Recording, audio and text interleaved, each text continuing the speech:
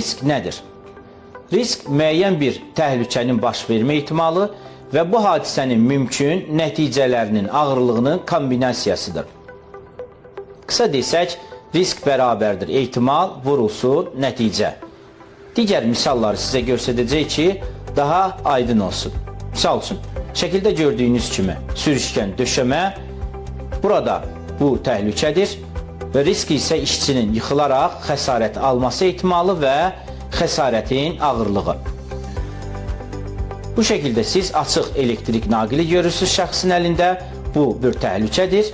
Risk isə elektrik vuraraq xəsarət alması ehtimalı və xəsarətin ağırlığıdır.